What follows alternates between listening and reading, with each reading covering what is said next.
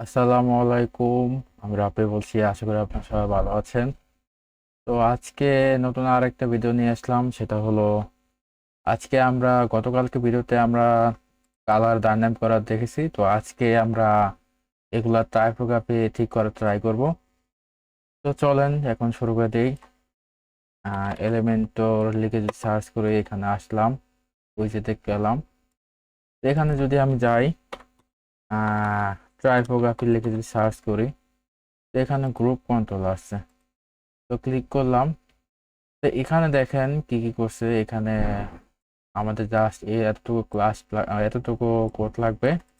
এখানে কি করছে দেখবেন, এই যে এখানে অ্যাডেড গ্রুপ কন্ট্রোল ক্লিক করছে, আর এখানে একটা গেট টাইপ নেবে একটা ইউজ করছে, ট্যাব, যেটা যেরকম আমরা যে টাইপ যেটা বলি আর কি। তো এখন আমরা নর্মালি চলেন এটা এক কাজ করি, এটা কপি করে জাস্ট আমি এখানে দিয়ে দিলাম। এখানে ধরেন দিলাম স্লাইডার কন্টেন্ট H1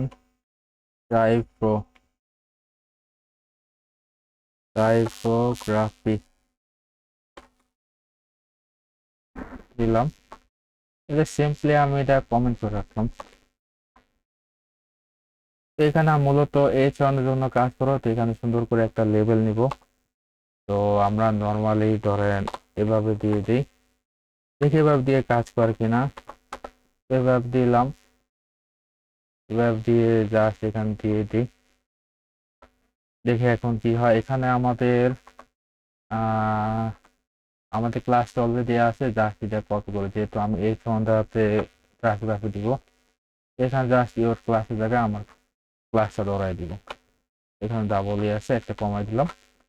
তো এখানে আমি ধরেন এখানে আমার হবে স্লাইডার টাইপোগ্রাফি, এখানে দিলাম।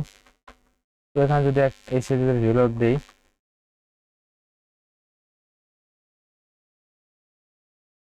তো স্লাইডার কন্টেন্ট H1 টাইপোগ্রাফি, তো এটা আসলো।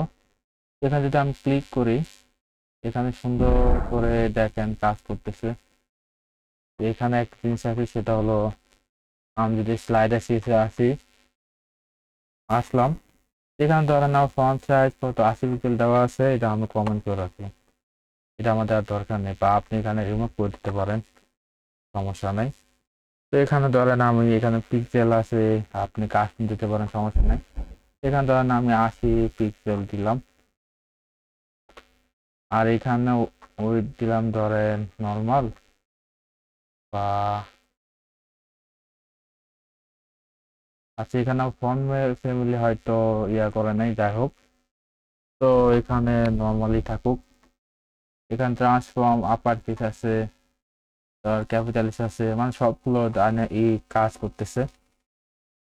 এখন যদি আমি লেটার স্পেসিং আছে এরকম দিলাম, কাজ করতেছে, সমস্যা নাই।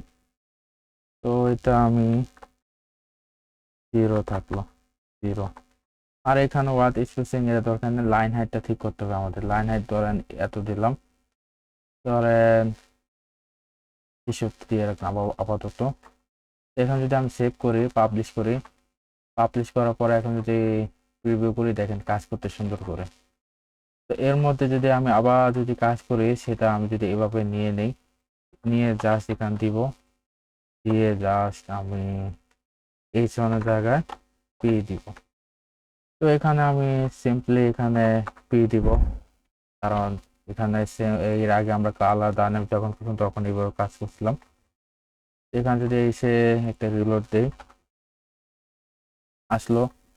এখানে যদি ক্লিক করি, সরি এটা মেবি আসে নাই। এখানে আমাদের হয়তো, আচ্ছা এখানে পি দিলাম, আইডি যদি এক থাকার কারণে কাজ করে না। এখন আশা করি কাজ হবে আমাদের। এই স্টাইলে আসলাম, এখানে স্লাইডার কন্টেন্ট পি টাইপোগ্রাফি, এরকম যদি আমি ক্লিক করি, আহ দেখেন কাজ করতেছে। এভাবে আপনারা সুন্দর করে ডায়নামিক করতে পারবেন। তো আমি যদি সিম্পলি এখানে আসি, এখানে পি লিখে সার্চ করি, আচ্ছা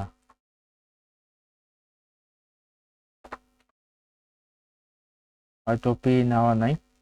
যাই হোক, তো আমরা আশা করি এতটুকু বুঝতে পারছি। তো আস্তে আস্তে আমরা সবকিছু ডাইনামিক করে শিখবো। তো আজ এই পর্যন্তই, সবাই ভালো থাকুন, আল্লাহ হাফেজ।